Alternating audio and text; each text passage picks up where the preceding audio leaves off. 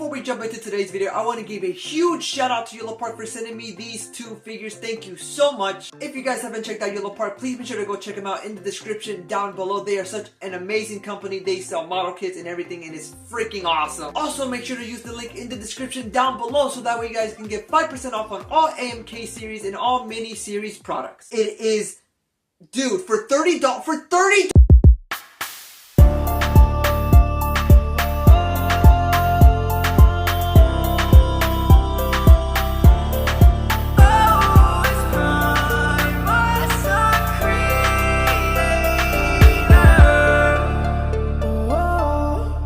Yo, what's up guys, it's Mr. Creator here and welcome back to my channel. Today we're going to be reviewing the Yolopark Transformers Rise of the Beats model kits, Scourge and Cheetor. Now before we get started, please make sure to like and subscribe and make sure to turn on post notifications so that way you guys don't miss any uploads that I do, and I really hope you guys are excited for this video. So without further ado, let's get started. I want to give a huge shout out to Yolopark for sending me these two figures once again. Thank you so much. I have been waiting for Scourge. Scourge is like literally my #1 anticipated because I love Scourge. I love his design. Cheetor is really cool too, so I'm happy that they sent Cheetor as well. So I really can't wait to review these two.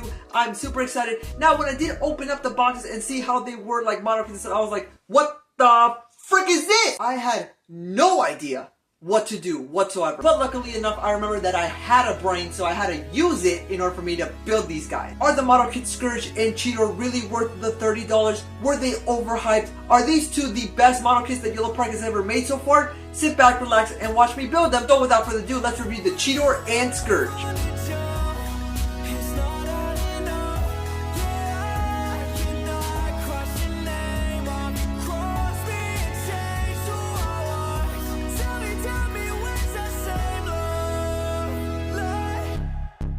Message in a bottle, and you left me on red. Now my life like Love Island. Did I get a text? How you say te amo when you left me for dead? Don't act so innocent, just don't act so innocent. You were still wrong, then you ride with me. Can't feel my cup unless you be day night with.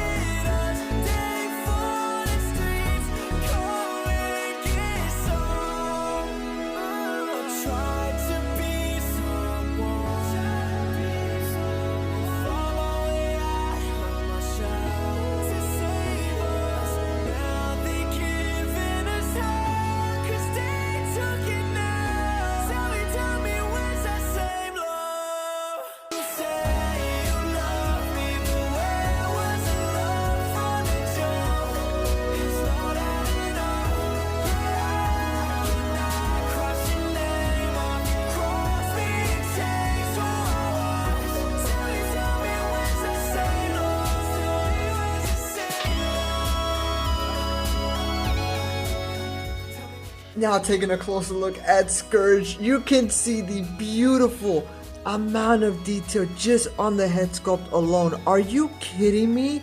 That looks beautiful. Dude, yo, oh my god. You have red for the eyes there, and even then, this looks beautiful. I love the head. The head sculpt design already beats the Studio Series. I'm sorry. It's going down lower on the chest area. You do got some nice painted detail. The detail on this figure is fantastic. You're just going down on the legs, you can see the beautiful, again, amount of detail that they went for.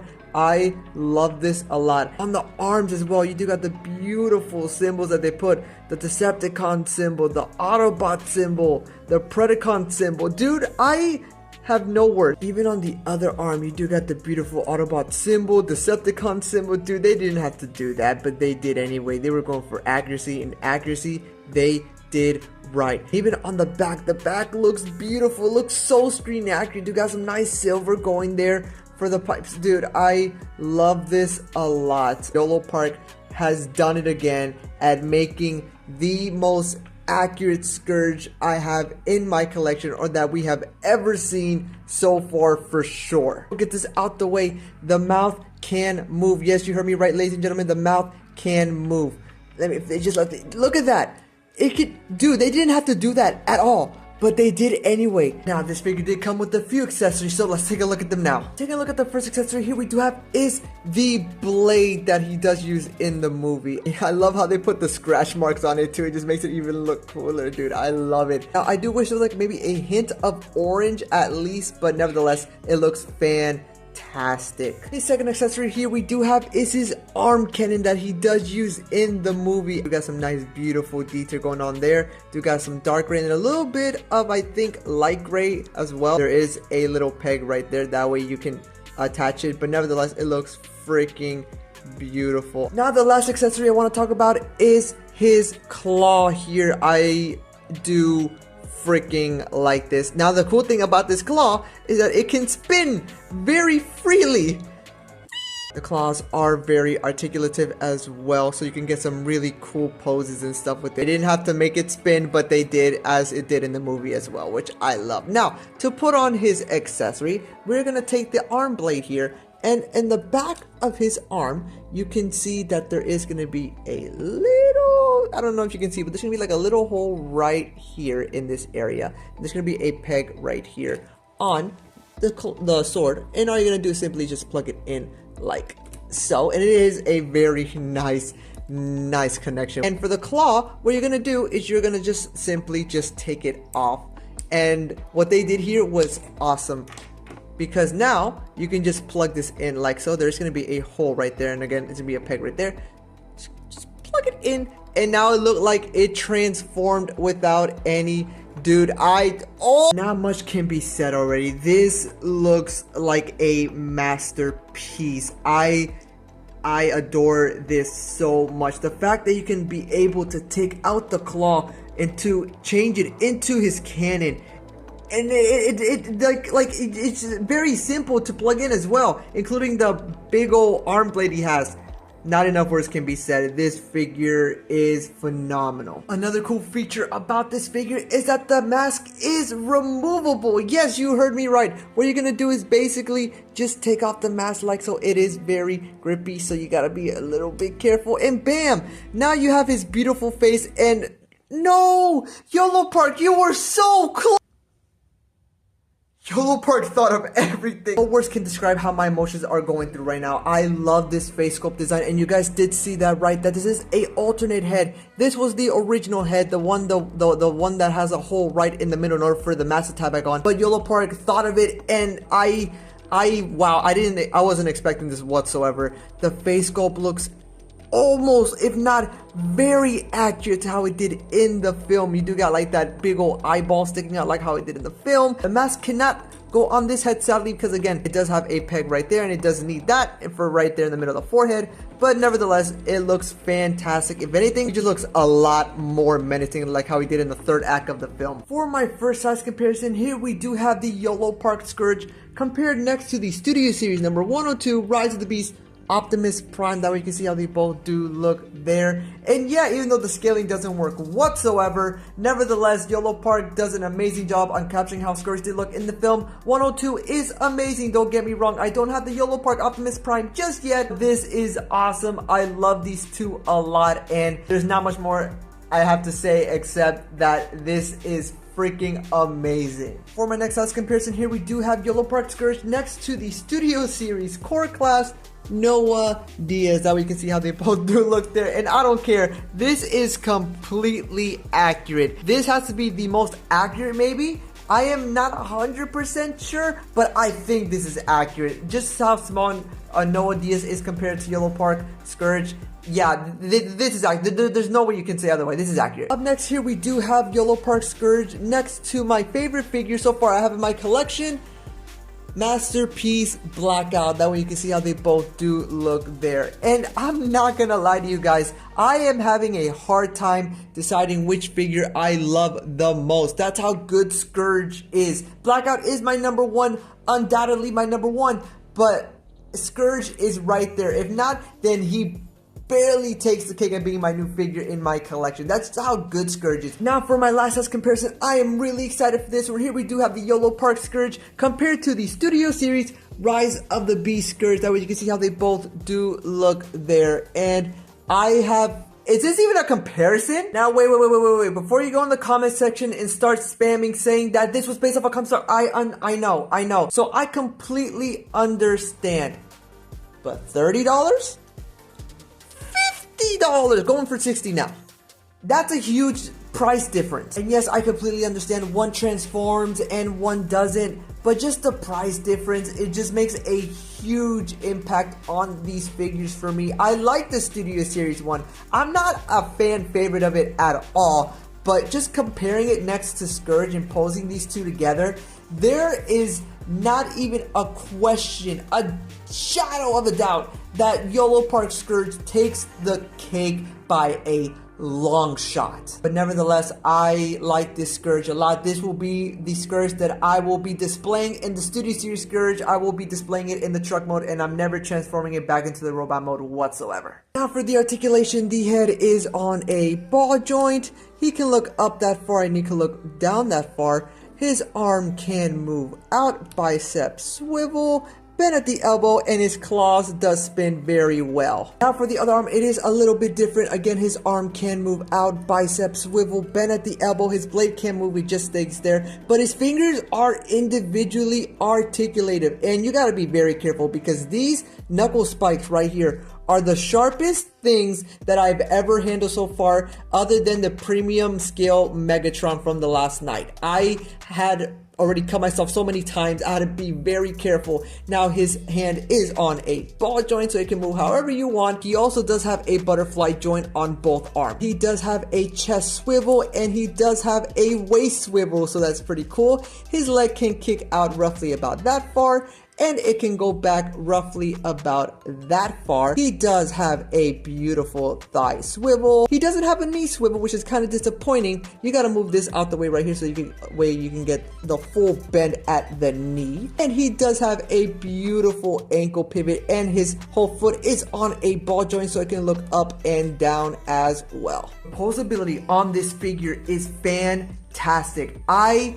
had no idea how poseable this figure was until I put him together and started playing with him. I was expecting this figure to be, really cool, really sick, and I would quite like it, but I was not expecting almost a freaking masterpiece. The almost shot for shot poses that you can do to almost replicate the movie is beyond fascinating, and I have no words except that this figure is beyond a shadow of a doubt my new number one. Now, of course, not every figure is perfect. I'm not saying this figure is perfect. There are just a little bit of flaws that I don't like about this, but nevertheless, I love this figure to death, and this is my favorite Scourge of all time. But alrighty, guys, I think it's time to look at his weight base. So without further ado, here is the Yolopark Rise of the Beast Cheetor. Taking a closer look at Cheetor, you can see the beautiful head design. Yolopark has done it again with the beautiful head detail. You got the nice green for the eyes there. You got some more silver there for the face plate. And this does look accurate to how it did in the film. I like this a lot. Even though he barely talked and he was barely on screen, I don't care. It looks freaking awesome. Just going down the figure, you can see the nice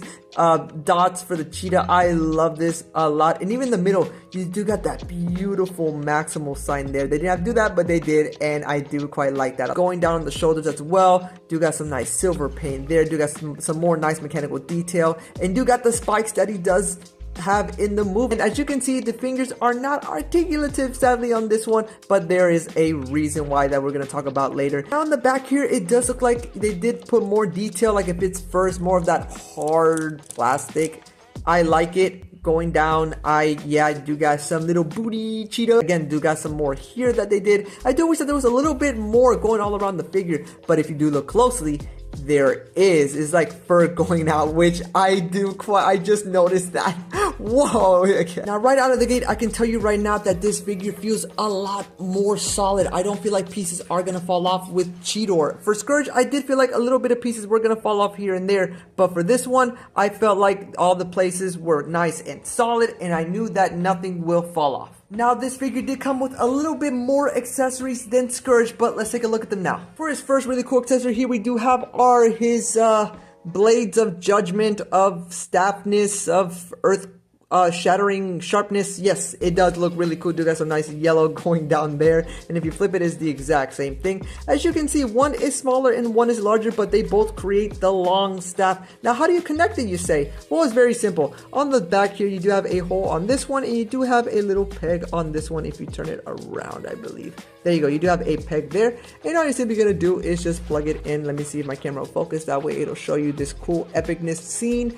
Please, camera, do on focus, and there you go. Now you have it with the full staff there, and it is a huge and a long staff. This is above average size, by the way, but yeah, this is very cool and really sick, and I do quite like it. Now for his other pair of accessories, here we do have are his action hands, and here we do have are his staff holding hands, or kind of his fist hands as well.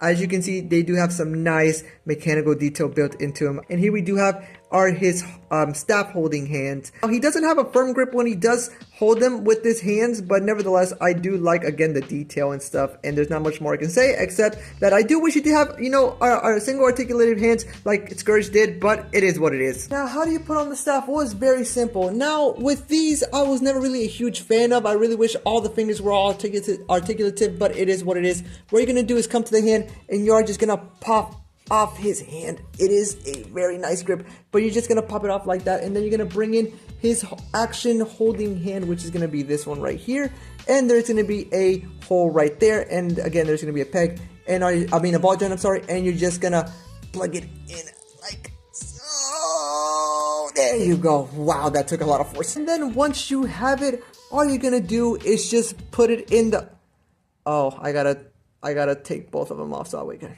okay. I'm doing a great job. I'm doing a fantastic job. This is fantastic. He does have a firm grip. He does have a firm grip, but there you have him holding his really cool looking staff, man.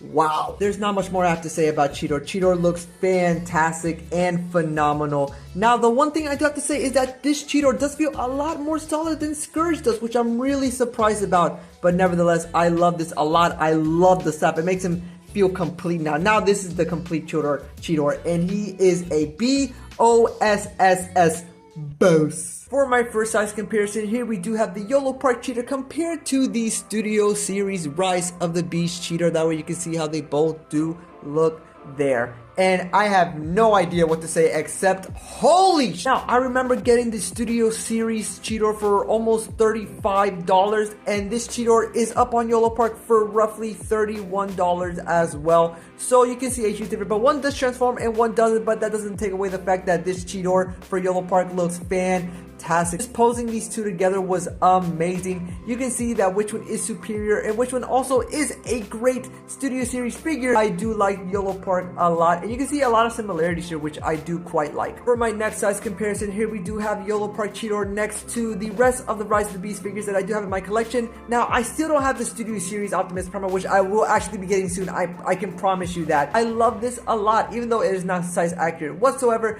You can see that this $31 figure of Yolopark is fantastic. I do like the way he compares next to Rhinox and the Studio Series Cheetor, and a little bit of Air Razor, but the mainline Optimus Prime is just there. So, and for the final size comparison of the video, here we do have Cheetor next to the Yolopark Scourge. That way you can see how they both do look together finally, and man, I love these two a lot. Posing these two figures together is amazing. They both do look screen accurate, and the poses that you can do these two together are fantastic. Now, even though these two never fought on screen, this is how they would look like if they did fight on screen, and I just love it a lot. I do like the height scaling on this. You can see that Cheetor is tall, but Scourge is just taller and more menacing looking too. Now for the articulation, the head is on a ball joint. He can look up that far and he can look down that far. His arm can move out, bicep swivel, bend at the elbow, and his hand is on a ball joint, so you can basically do whatever you want with that.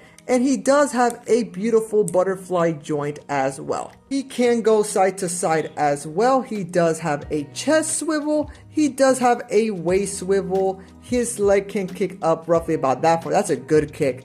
And it can kick back roughly about that far. Yeah, just roughly about that far. He does have a thigh swivel, bend at the knee, a really good bend at the knee actually. He does have a beautiful ankle pivot, and his toe can go up and down as well. Posability on this figure is, again, just like Scourge, is fantastic. There are so many poses that you can get this Cheetor in that honestly still shocks me as I'm recording this right now. The posability is fantastic.